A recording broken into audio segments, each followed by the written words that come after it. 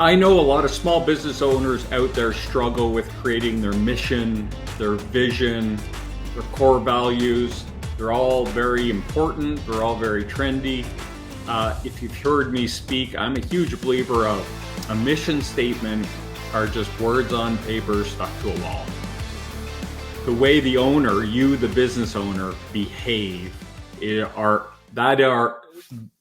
behavior creates your core values. And whatever those core values are, they're fine. You just have to hire the right people who agree with those core values. But what is the higher calling? Why are you really in business?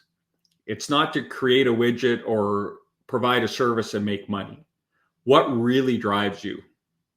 What is your promise to your employees? My name is Corey Harlock. I'm the creator of Key Hire, and as always, I will be your host today. I'm very excited about our show today because we have one of the coolest, he's going to get mad at me for saying this, but marketing people you're ever going to talk to. His name's Tony Diamond, and he owns a company called TDThink. And in full disclosure, the reason I wanted to have him on the show today is he helped me completely rebrand my business, Key Hire. And we're going to be rolling that out. Here we are. It's the end of February 2024. So hopefully I'll have that rolled out by, February 2027, 2028. Hopefully we'll have it done before that. But Matt, are you listening to me on this? So as we went through the process, it became really clear to me that, people think branding is for the big companies, Coca-Cola, United Airlines, Microsoft, Google, all that good stuff.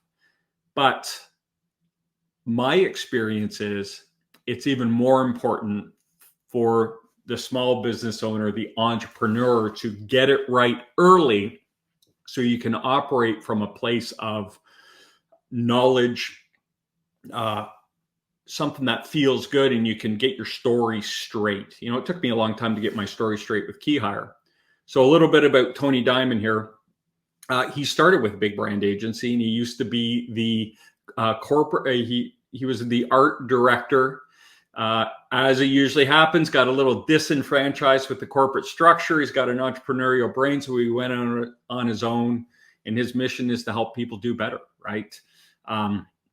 He's a grandfather. He's got a 2.5-year-old granddaughter. I'm lucky enough to know his daughter-in-law and get to spend time with her. I've known her for years, and she's also fantastic. Tony has an expression for her because she used to be a tuning, and now she's a diamond, as Tony always says. So, Matt, let's bring Tony on. Well, hello, Corey. Hey, Tony, how you doing? Did I get that right about Caitlin? What do you always say? What do you say about? Almost. You did it was accurate, but you kind of took the clever out of it. She's always been a gem, but now she's a diamond. There you go. Okay, yeah, didn't have. Okay, cool, love it, awesome. Well, hey, man, thanks for hanging out with us today. I know how busy you are, and I know how hard it is to get on your schedule because I've spent the last 5 months trying to do that. But I'm super happy to have you on the show. Give us kind of TDThink, give us the 30, 60-second overview of TDThink and kind of what your promise is and what you are trying to do with your company. Oh, I will. Thank you. And by the way, thank you for the introduction. I mean, if I ever need somebody to make other people as proud of me as my mother tries to make them of me, then I'll hire you for that. Perfect. That's all the prep I do, Tony. It's all the prep I do. Always. Well, TDThink, you know what? The company is really me. I mean, I do have other people, really smart, good, strong, talented people who come in and help me. But at the core, it really kind of embodies what I'm about. And let me just tell you, you introduced the idea of a promise. My personal promise, which actually is reflected through my personal life as well as my professional life, is to improve the trajectory of people's lives. So I really take that extremely seriously. And what you'll hear is, it's almost like an old Baptist preacher standing up and saying, this is what you got to do to live right. But I really do believe that, Corey. And TDThink and the practice that I have is very much about pulling out and extracting from individuals, really, especially in small business, what their truths are, what they're really about, what makes them feel successful, why they believe they're in business on this planet, doing what they're doing right now, and actually engaging them in doing what they feel most naturally is what they're all about, instead of relying on luck or maneuvering or other things to kind of get ahead. So it's kind of getting to the essence of who the person is and how that's reflected in the company, and then making that universally true within their organization, so that when they talk to other people, the promise that they've made for themselves is very clearly reflected in the promises that they're offering to customers, clients, partners, anyone else who would come in contact with them. Does that answer your question? It does. And so we're kind of getting down to it because, our first question is always, what is it? And, having intimate experience with you, and I just want to kind of have a conversation around the what is it? Because as a business owner, I've seen and I've experienced, we know what we do tactically. Mm-hmm. And then there's always that struggle. You got to have core values. You have to have a vision and mission. And that oftentimes feel like we're kind of digging deep to find the why, but it's not really, right? It's just kind of, it's a lot of work to kind of put verbiage to that stuff. And right. Then the promise is actually deeper in the way I feel it and experience that. It's a deeper dive than vision, mission, core values. It's like the essence. In fact, if you experience or you can figure out what your promise is, all that other stuff kind of falls into place, in terms of key hire. That would be one of those key pieces of experience.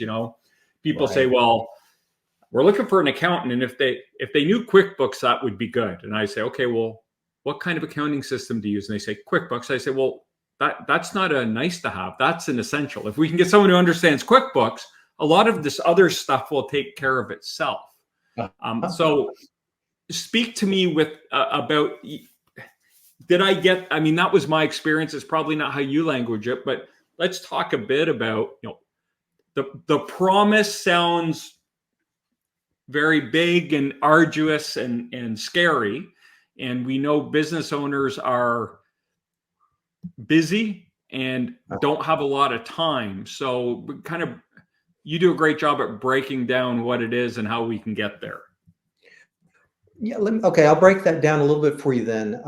We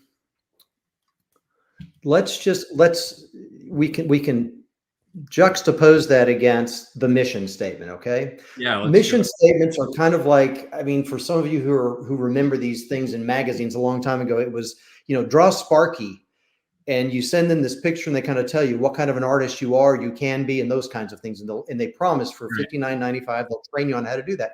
Well, that's kind of the way mission statements are made most frequently. It's almost as if somebody sends in, $9.95 and they get a kit that says, fill in these two blanks and you have a mission statement. So it could be, to be the leading provider of blank to blank. Fill those two things in, you got a mission statement. Yeah. And then there are others that just kind of get into these, overly aspirational and nondescript things like, and this is actually a major corporation's mission statement, to provide the highest level of service, the broadest selection of products, and at the most competitive prices. That happens to be Home Depot's mission statement. That's everything to everyone. You're everything to everyone. And it you says look at that sales. Yeah, you look at that sales pyramid, and it's like, what is it? Cheap, fast, and good. You can only get two. You can't get all three. Well, they just promised kind of all three, right? They promised all three. But the thing that they did was they didn't put any kind of qualifier, highest level of service, broadest selection. What does that really mean? So while there's nothing wrong with saying those things, and I'm not really throwing rocks at the idea that you want to do those things, But how do you hold your own feet to the fire to say whether or not you're doing that right? And that's not just a matter of metrics. It's a matter of what do our customers feel like when they walk into Home Depot? We'll just use that as the example since I just threw that out there for you. They do not feel like they're getting the highest level of service, because I've watched guys in their Home Depot apron with their head down, one after another, storm by you, and you're like, Yeah, I'm going on break. But yeah, but okay. So Corey, you've put your finger on something that's very, very important. Even if that is your promise, let's just say that's their mission statement, it should be so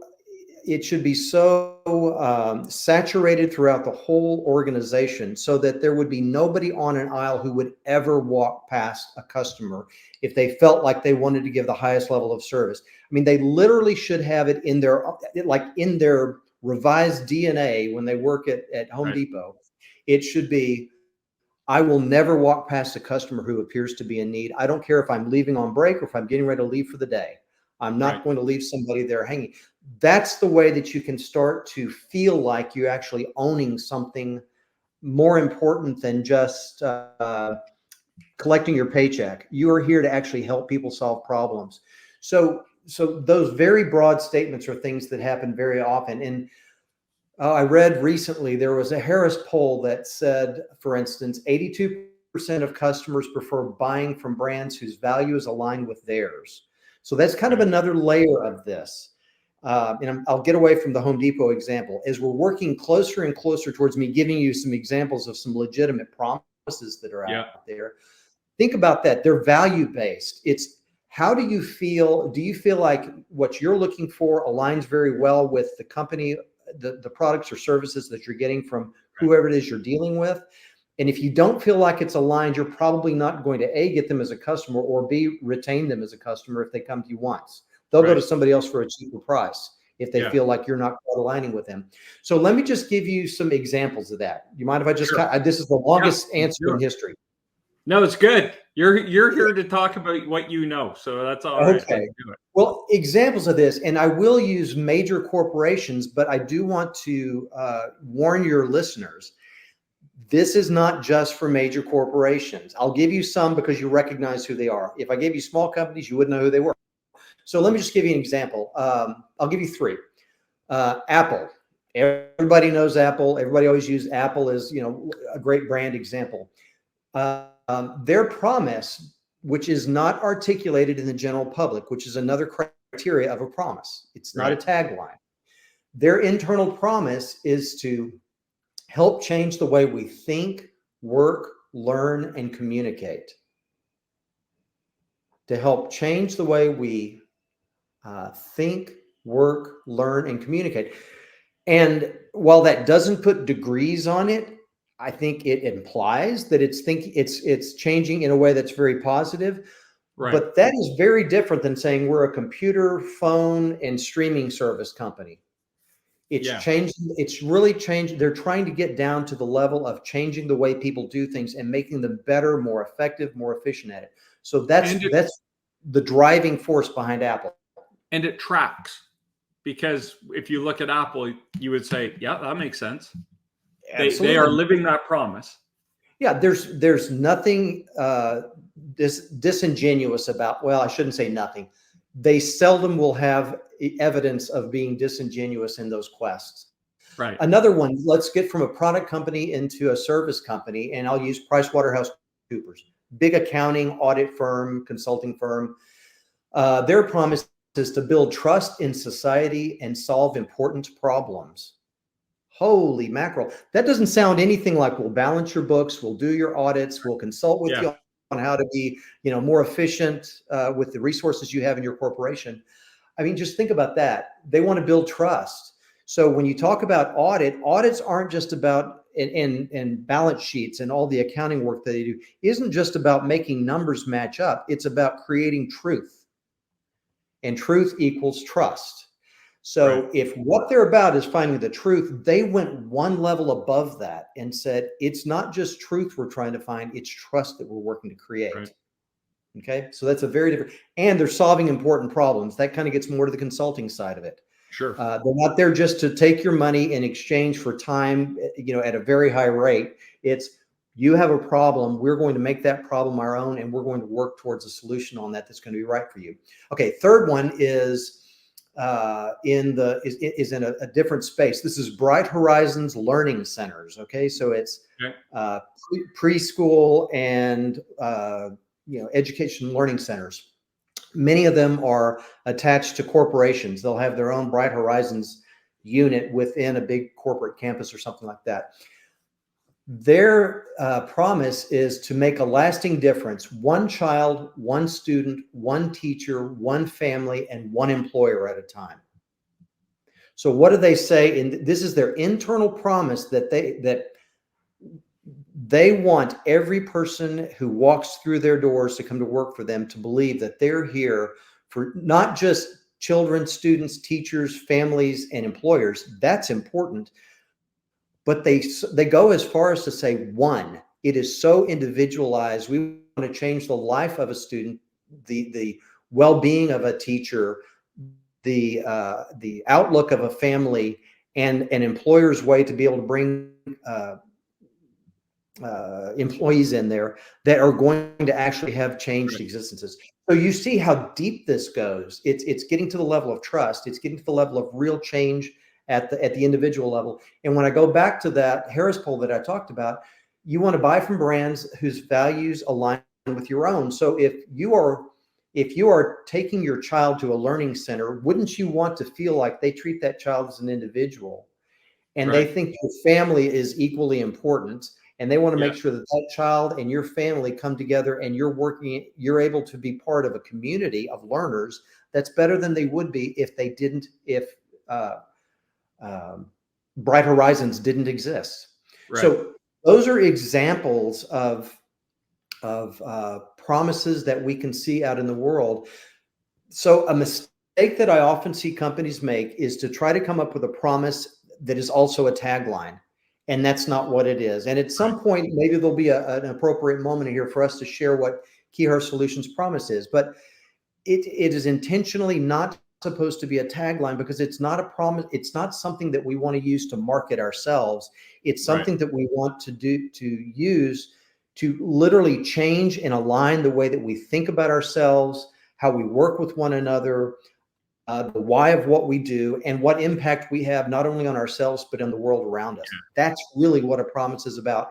And it then turns into a pact that everyone can have, like a codicil, one person to the next, saying, it's my responsibility to do what I say for you, and it's your responsibility to say what you're going to do for me, and actually do it.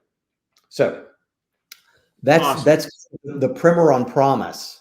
So so we're going to kind of move into mistakes next. So before we do that, you brought up the promise that we kind of created for Keyhire, or that you kind of created for Keyhire. And so I remember the process. Is that Canadian or American? Process is the American version. Process, yeah. I speak Canadian every now and again. So I remember the day, because I think we were sitting at a coffee shop, right? And you kind of had all these slips of paper, and we were doing it. You had them all laid out, and you were just flipping them over one by one. And I remember some of them were like, no. And then a couple that you hit, and then we talked about them, and I don't even think I remember. It didn't take me long before I was like, this just kind of resonates with me, and I'd never thought of the business like that before. And so the promise that we settled on for Keyhire, the one that you created that hit me the hardest, was to improve lives of small business owners, employees, families, and the communities they serve. And the reason that resonated with me was, and I did it, but I didn't know why I was doing it, or I didn't think it that way. But we work with small business owners because the number one thing we hear is, I just don't have any time. I'm missing my family. I can't get away. I'm, here all the time. And so we want to help them, but also the better we make their company, then we we want to support the people in that business because, I just don't believe in turnover and firing people because we can fire them. We're dealing with human beings, and that's always been something I've been very strong on, right? Like we're dealing with people that are human. They have marriages, they have kids, they have families, they have mortgages, they have kids in school, they have bills to pay.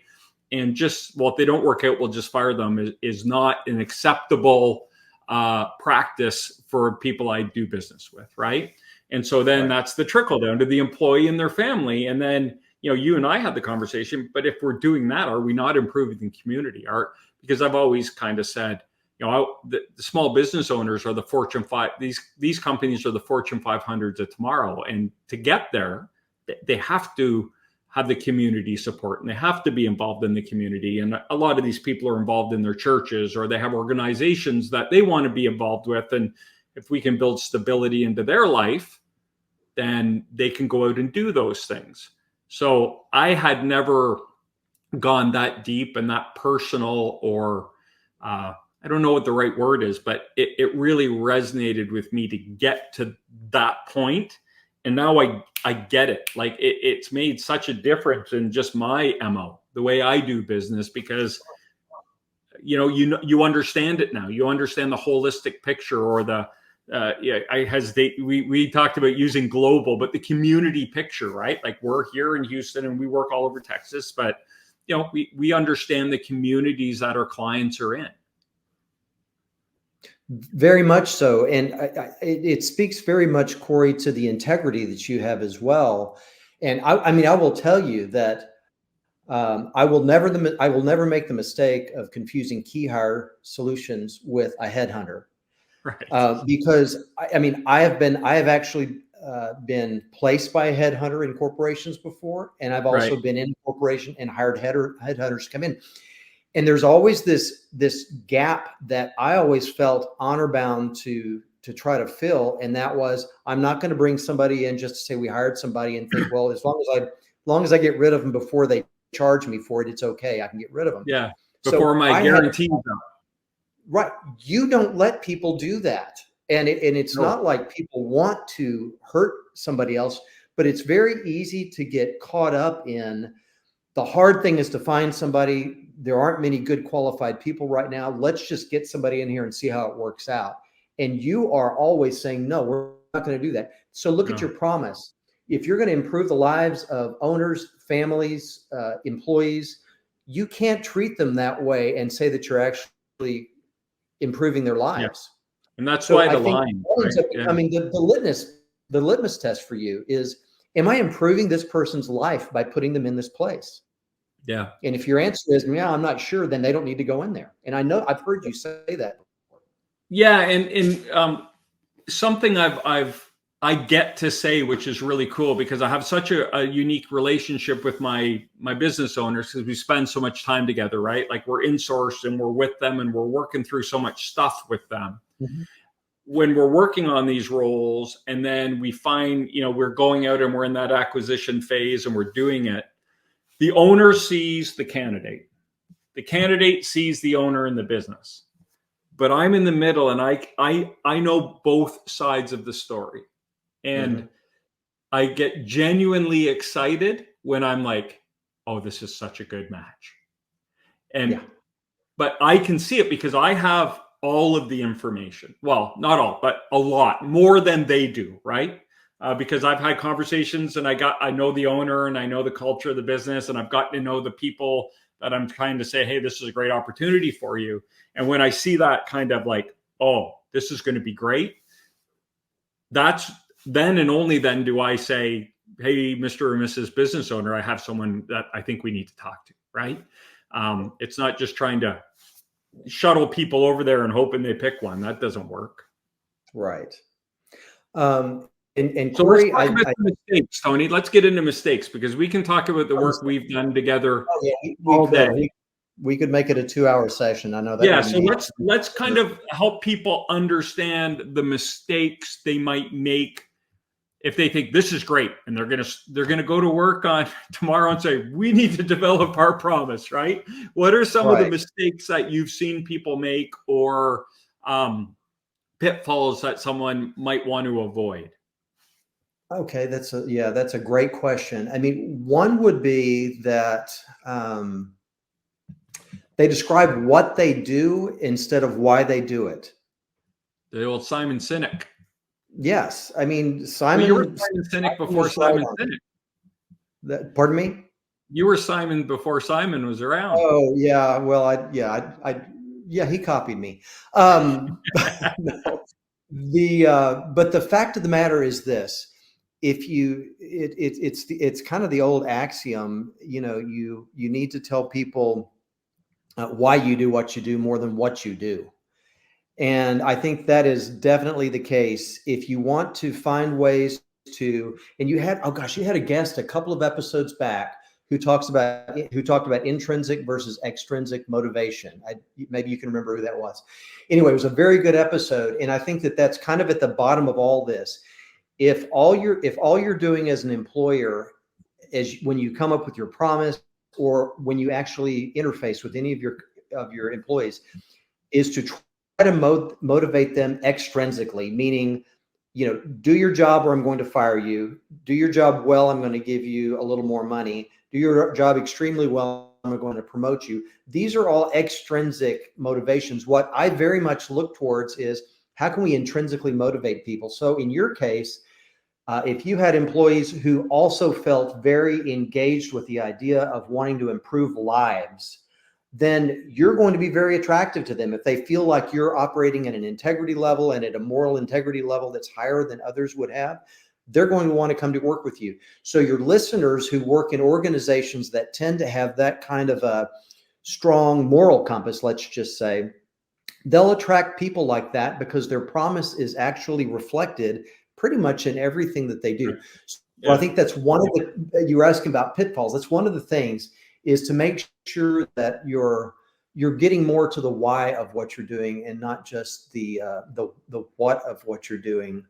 Let me think. But Tony, just to jump in there, that switching from a what to a why, it's a big lever to pull, right? Yes. That is a big shift. And I would argue a business owner sitting in a room by themselves is going to be in really tough trying to get there, right? And I'm speaking from experience. I understand it fundamentally, why versus what. But when you're in it, and especially if you're working 60 hours a week and you're really trying to build a business and you're trying to add, transformational talent and you're trying to add roles and change your org chart and all that stuff, taking the time to reflect on that and trying to make that mental shift when you're in the thick of it, I have found personally to be, I couldn't do it. I'm sure there's some people out there that could, but I would argue most people probably couldn't. No, you get too in the weeds, and I will tell you too, everybody has bias. And frankly, there are few people who have more bias than owners because everything is on the line for them. For sure. So yeah. They believe and they rightfully believe that every move they make is going to be a make or break, live or die kind of decision.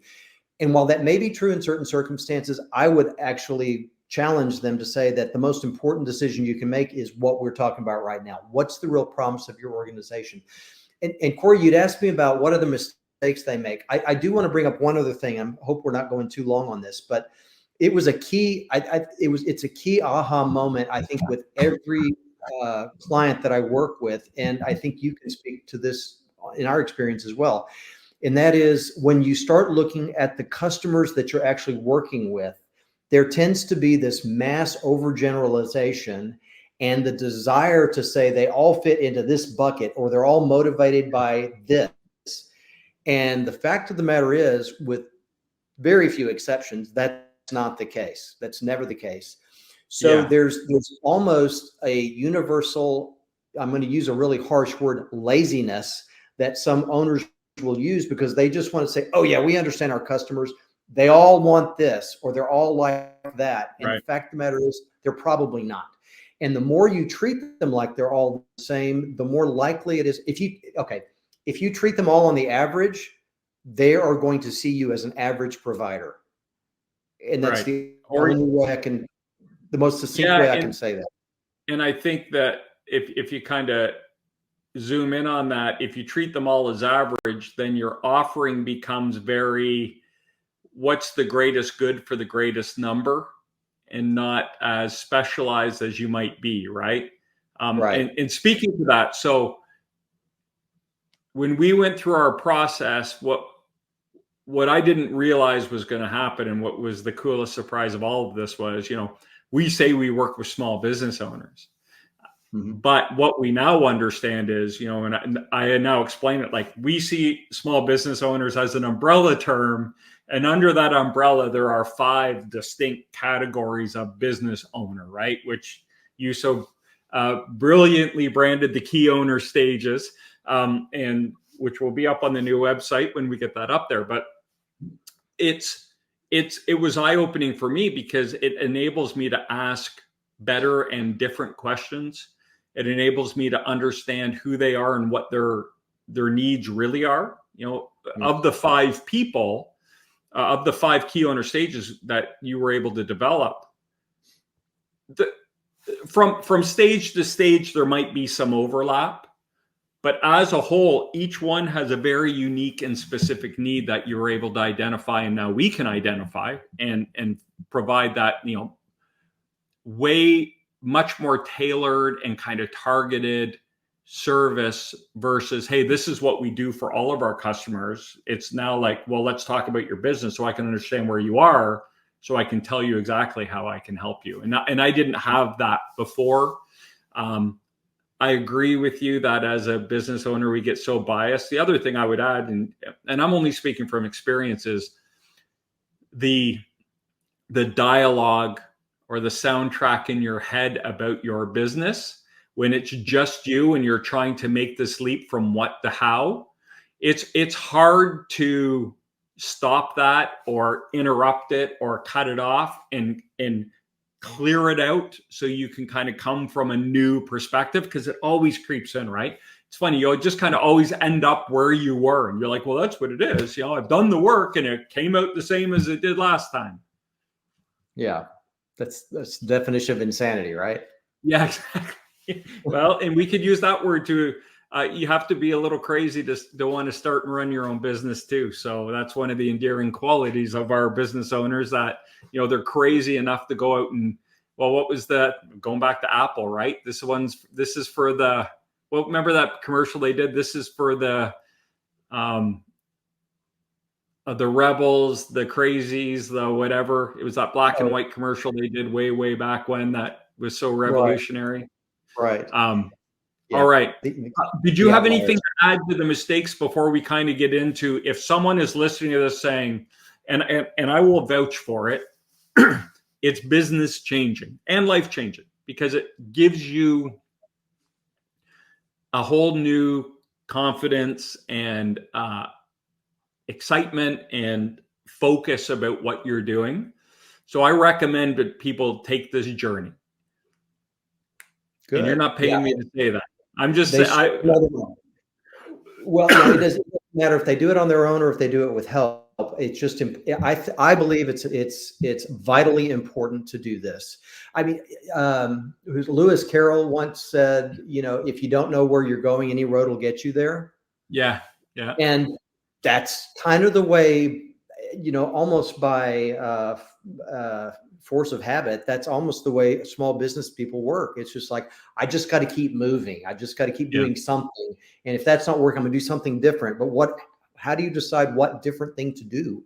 You have to have some purpose behind it and some real, some guideline. So I think those are the major things that I think could be mistakes. But I mean, if we talk about what steps they should go through, I'll kind of, okay. Yeah.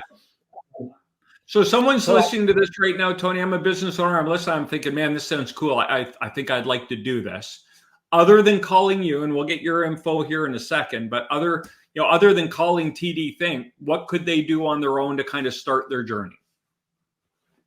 Good question. So let me give you no other way to do it. I'll give you three steps. I'll give you three steps. Cool. Okay. Right. And I'm going to start with another quote. And this is a quote from FDR, Franklin Roosevelt. There are many ways of going forward, but only one way of standing still. So if all these pathways are open to you, the best thing that you can do is start to narrow the pathways so that you can concentrate your focus and actually do things every day that matter to what your future state's going to be. So the first thing that you need to do, and this is one of the last mistakes I was just talking about, number one is get to know your customer base. And underneath that, think about three things. One is you want to get rid of preconceptions.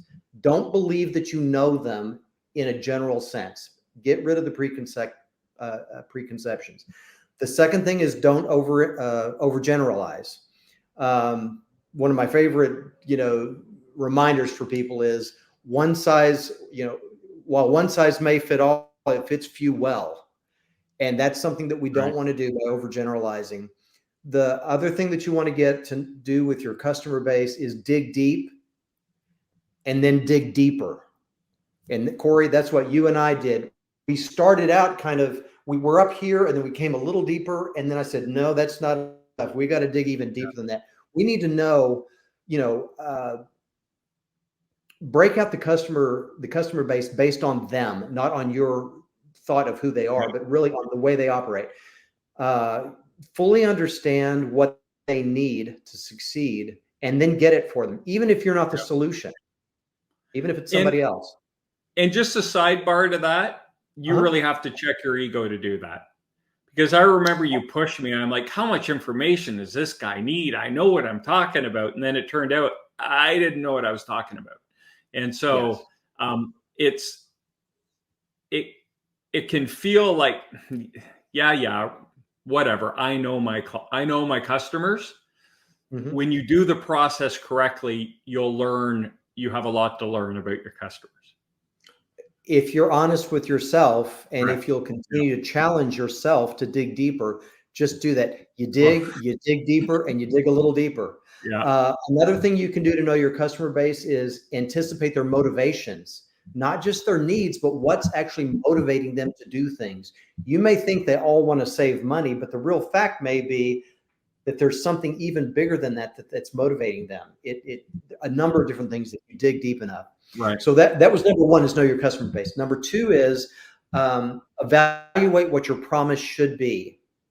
Okay. So it's sometimes you have to have the courage to risk something big for something good, which means that instead of saying what you do and how you want to do it, think what can we do that's actually good, that's actually going to make ourselves, our customers, the users of our products better than they might have been otherwise. And if you can do that and articulate that, then you're really in the right place.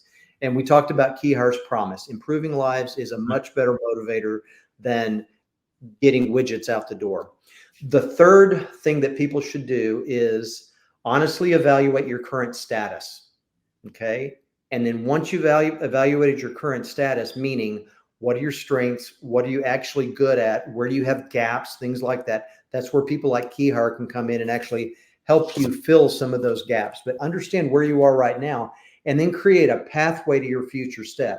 So if you start here and you want to get to up here, what are the things that you need to do to move the company in that direction? And those are things that you can actually see from where you are right now. If you'll just stop for a moment and evaluate what it's going to take to get from here to there, and then you create a culture that's all about moving in that direction. Awesome. So those are the three steps. Those are three steps that I would encourage your listeners to evaluate for themselves. Okay, so now I'm listening to this. I'm like, that sounds great, but I'd rather just call Tony and talk to him about this. How do we get in touch with you, Tony? Well, you can always go to my website. It's TDThink.com. That's the best place to go. And from there, you can find links to LinkedIn and things like that. But just look at that, send me a message, and I'm happy to help you any way I can. In the future, there'll be a book coming out. Oh, cool. And when that happens, I'll let you know about that. But it's actually a book that's going to be supported by a full platform around it. So it'll have supports on it, AI tools, online worksheets, all kinds of things you can work with. that's still probably at least a year out. Yeah. But at some point we'll be doing that, and we'll share that with people as well. Yeah, I'd love to help you get the word out for it, because I believe in it. Thanks, man, for spending some time with us. I know people will find this valuable. I've had Key Hire for 17 years now, or 7 years. And it was the coolest thing I've done with this company in 7 years. Having worked with you, and I enjoyed the process, and it strengthened what we do, our resolve behind what we do. It's helped me make better choices around who I work with and why I'm working with them, and laying it out to them like, this is how we do things, and we won't. There's some things we just don't compromise. So it was awesome, and I'm really happy you were able to make time to spend with us today. And I know if people are kind of feeling like I was, like, I know what I do, but there's got to be more to it. This is a wonderful process to go through. Well, thank you, Corey. And I would also just encourage your listeners. One of the things that made our working relationship so successful is, as you said earlier, you have to check your ego at the door. Yeah. You have to be willing to take a hard, critical look at things that you might think you're doing well, or the best that anybody can do it, but it actually can be done better. So that ego checking is a huge part of moving forward, and the willingness to change. So that's a nice way of saying the most difficult thing about working together was my shitty attitude. It was not that way at all. Not that way at all. Thank you, Tony. I appreciate you. All right, Corey. Thank you. So there he is, Tony Diamond with TDThink. I really can't recommend Tony highly enough. My work with him was really transformational, and I enjoyed it. It's hard work, but I enjoyed it. So give him a call, reach out, pick his brain. He's a help first kind of guy. You're not going to be on the clock. At the beginning of this episode, I was saying, core values and mission and vision are really words on a page stuck to a wall, that if they're not inherent, if they aren't what you truly believe, they're exactly that. Words on a page stuck to a wall that no one pays attention to. Your culture is really the actions and beliefs of its owner and its leaders. And this process will take you to a deeper understanding of what that is. And one of the things I've learned over the years is every environment, every business, every culture, every leader is perfect for someone. And so what you'll go through in this process isn't changing who you are. It's identifying who you are. So now you can be clear that in your hiring, as you build your team, you're hiring people that believe what you believe. And if your belief is, I don't care, I want to make as much money as I can, there are people that are perfect for that environment.